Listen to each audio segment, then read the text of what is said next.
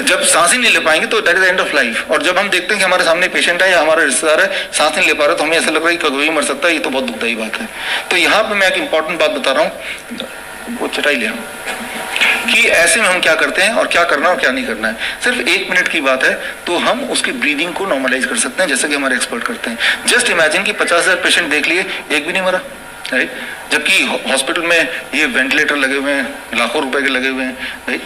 तो वो भी बिल्कुल जाओ। एक इंपॉर्टेंट बात, मान लो कोई पेशेंट है, वो पेशेंट को सांसें नहीं आ रही हैं, जब तो वो पेशेंट खड़ा है, जैसे मैं खड़ा हूँ, तो उसकी ब्रेथलेसनेस बढ़ेगी।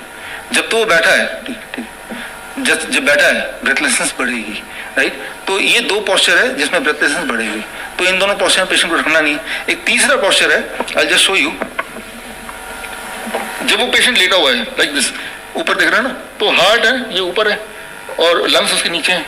ऐसे में उसकी जो लंग्स की कैपेसिटी है वो 20% कम हो गई, क्योंकि हार्ट ने उसको दबा दिया। और अब ब्रेथलेसनेस अभी भी बढ़ेगी,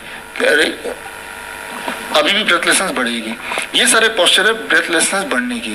तो ऐसे में उस पेशेंट को अगर हम प्रोन वेंटिलेशन में रख दें, प्रोन वेंटिलेशन, तो आप सरप्राइज हो जाएंगे कि आधे घंटे के अंदर उसका ऑक्सीजन सैचुरेशन 2% बढ़ जाएगा। और 1-2 घंटे में वो बोलेगा अब मैं कंफर्टेबल हूँ, और उसका ऑक्सीजन सैचुरेशन आप देखेंगे कि नॉर्मल रेंज में आ जाएगा। एवरी टाइम, मैं ऐसे नहीं बोल रहा कभी आएगा कभी नहीं आएगा, मैं बोल रहा हूँ एवरी टाइम आएगा। किस में रखना है आपको? प्रोन पोजिशनिंग, प्रोन वेंटिलेशन बोलते हैं इसको। प्रोन वेंटिलेशन क्या होता है? वेरी वेरी सिंपल, ठीक है, दिस यू कैन सी, ऐसे आ और पैरों के नीचे आपने ये पिलो आपने डाल दिया, और ऐसे अब जब ऐसे है आप ऑक्सीमीटर लगाइए उसके हाथ में और आप चेक करते रहिए हर थोड़ी देर बाद, और आप हैरान हो जाएंगे कैसे 1 घंटे के अंदर वो मिरेकल हो जाएगा कि भाई नॉर्मल हो गया था।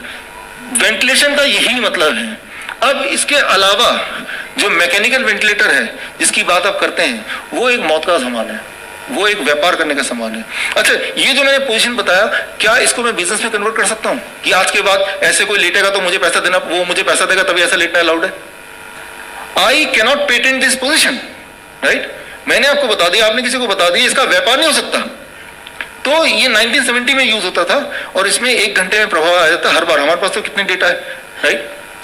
लेकिन अब क्या किया कि इस वाले मेथड को हाइड कर दिया और इसकी जगह ले आए मैकेनिकल वेंटिलेटर, जो कि अपने आप में इतना ज्यादा डेंजरस है।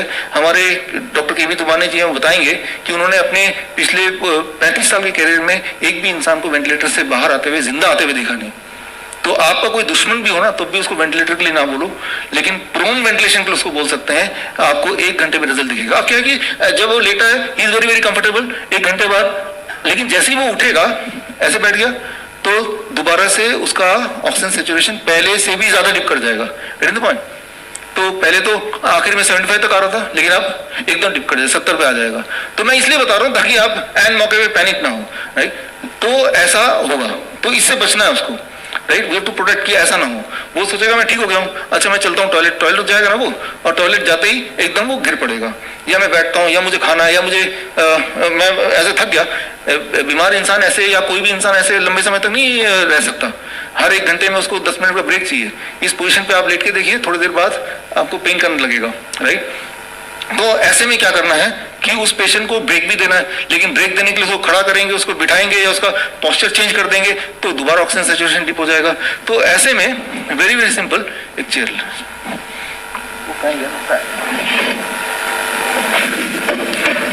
ऐसे में 2 तरीके हैं, या तो ऑक्सीजन सिलेंडर लगा दो, जितनी देर वो खा रहा है, जितनी देर जा रहा है, बार बार ऑक्सीजन दो, लेकिन ऑक्सीजन सिलेंडर फिर व्यापार। ये चाइनीज फैन 200 रुपए का आता है, इंडियन भी आता है, राइट? तो इस तरह का फैन लिया ऐसा, और उसको ऐसे लगाया करीब 6 इंच दूर, और उसको इस पोस्चर पे, ये जो पोस्चर है और ये फैन है, तो अब ऑक्सीजन सैचुरेशन उसका नीचे तो जाएगा, लेकिन बहुत धीरे धीरे जाएगा। एटलीस्ट खाना खाना है, पानी पीना है, तब तक रहेगा, राइट? तो ये पोस्चर है। खड़े होना उसको, तो ये झुक के, this is the posture, right? इस पोस्चर पे ऐसे प्रॉब्लम हो जाएगी, झुकेगा तो प्रॉब्लम। तो एटलीस्ट वो पोस्चर इसलिए चेंज करना जरूरी, क्योंकि उस पोस्चर में वो रह नहीं सकता, दर्द करेगा। अच्छा, पोस्चर तो ऐसे कर लिया। कई बार ऐसा होता है कि प्रोन वेंटिलेशन भी लगा दिया, साथ में फैन भी लगा दिया। ये लगता है ये तो बचपना है यार, ये कैसे हो सकता है?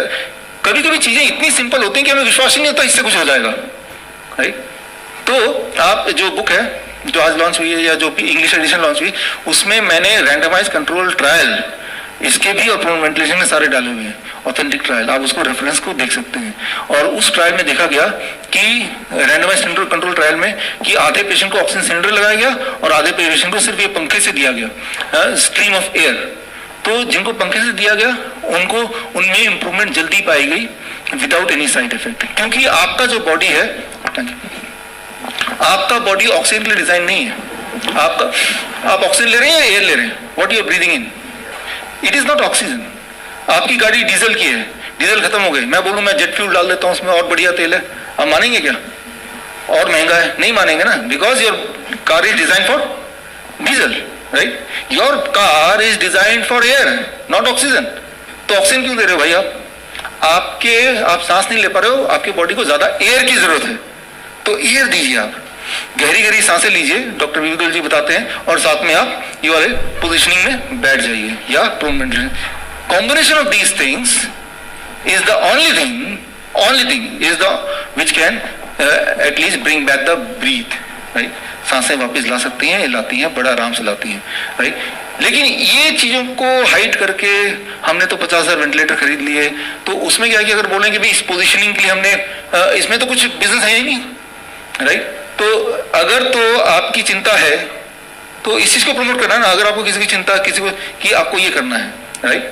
और इससे अगर इसी से हमने लोगों को बचाया। हमारे पास जो कोमॉर्बिड कंडीशंस वाले आए हैं वो बहुत खतरनाक लोग आए हैं, 87 year old man having many disease together, तो वेरी डेंजरस सिचुएशन, लेकिन इट वर्क्स एवरी टाइम।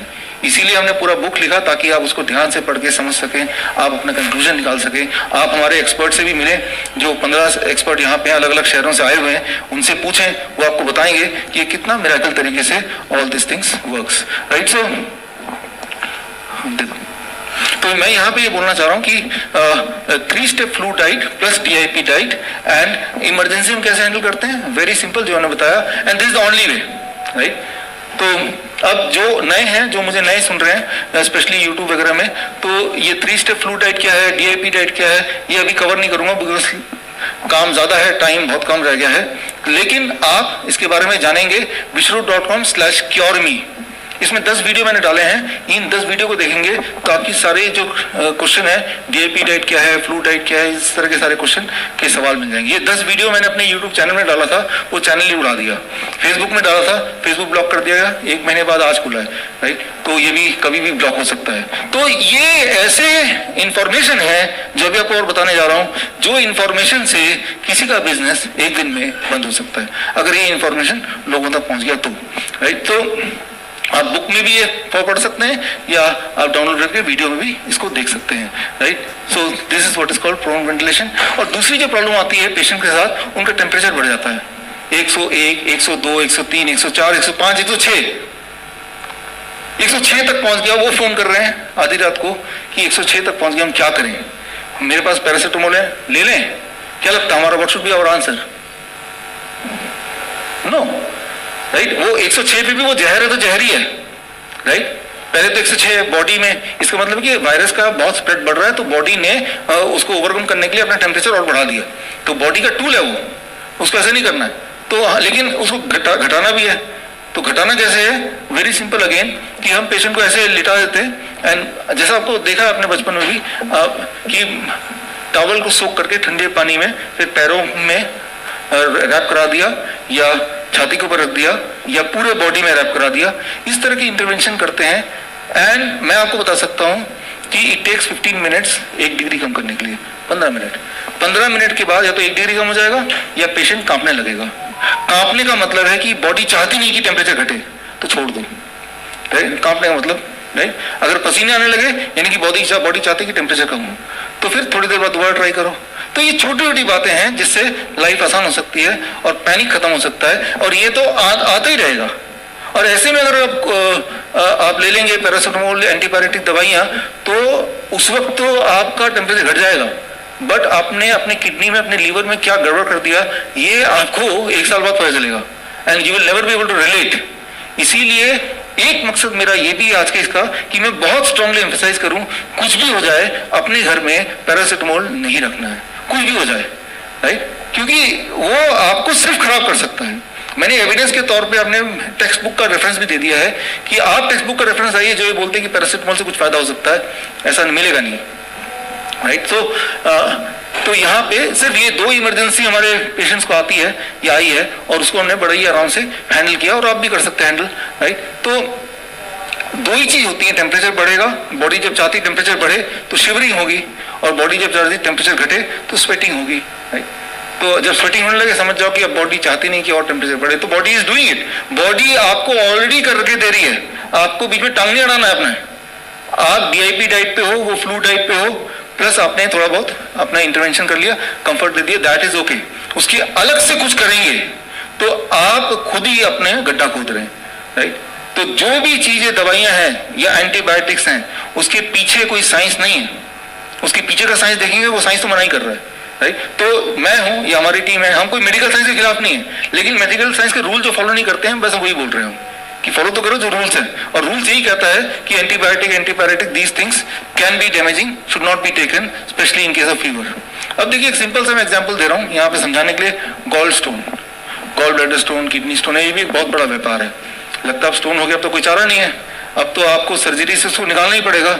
तो जिस तरह से साइकिल की चेन उतर गई, अब कोई चारा नहीं, क्योंकि साइकिल की चेन लगाते जैसे पता नहीं है, फिर आपको बता दिया आपको धक्का लगाना पड़ेगा।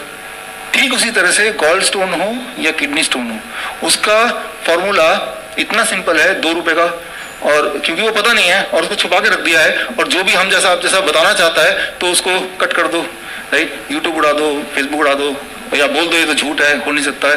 तो ये सारी चीजें हैं। तो हम क्या करते हैं अपने पेशेंट्स के लिए, what we do, doctor VV से गोयल सर से हमने राय ली, और उसके बाद हमने उस राय को इम्प्लीमेंट किया, और हमारे तो सारे पेशेंट्स उसके बाद जो गॉल स्टोन वाले हैं, किडनी स्टोन वाले, उनसे हम पूछते रहते हैं, तो उसके बाद उनको पेन नहीं है। हम नहीं बोलते जाके देखो कितना साइज है, we don't want that. Pain नहीं है इसका मतलब क्या है, या तो साइज छोटा हो चुका है या स्टोन गायब हो चुका है, राइट? तो उसके लिए ये है, आप देखिए कुल्थी का दाल, राइट? आके भी ले सकते हैं चाहे तो, थोड़ा सा जिनको चाहिए, जिनको नहीं समझ आ रहा है क्या है, राइट? ये है कुल्थी का दाल। तो ये है गॉल स्टोन का जो इंडस्ट्री है, वो इस पे बेस्ड है। इसको अगर सामने रख दो, इंडस्ट्री आगे फेल हो जाएगी। जो किडनी स्टोन, गॉल स्टोन के पीछे जो सर्जरी का जो व्यापार है, वो खत्म हो सकता है अगर ये जो मैं बता रहा हूँ ये आप सामने ले आओ तो।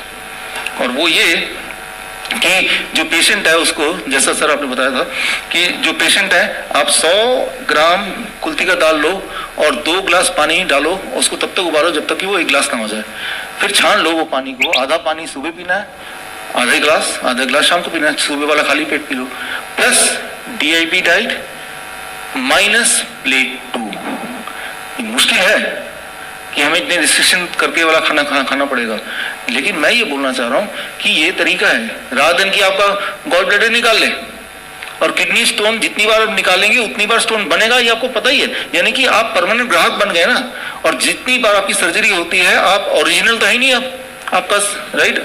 जिस पैक फॉर्म में भगवान ने आपको भेजा था, वो पैकिंग आपने खोलने की कोशिश की, वो भी एक ऐसे टेक्नीशियन से जो मैकेनिक ही नहीं है, राइट? एक टीवी आपका खराब हो गया, आपने बच्चे को दे दिया टीवी ठीक करके देखना, तो वो तो कैसे ठीक करेगा, कुछ ना कुछ तो गड़बड़ करेगा ना। तो पैकिंग, यू आर पैक्ड, तो पैकिंग को खोलना नहीं है, कोई सर्जरी करने की जरूरत नहीं है। This is plus DIP diet minus plate 2। If you can do it, it takes about 1 month time to get a relief from the pain. अब पेन नहीं हो रहा मतलब वो पेन थ्रेशोल्ड से कम साइज हो गया, ये पक्का है। कितना कम हुआ? 1 mm, 2 mm, इतना फर्क पड़ गया।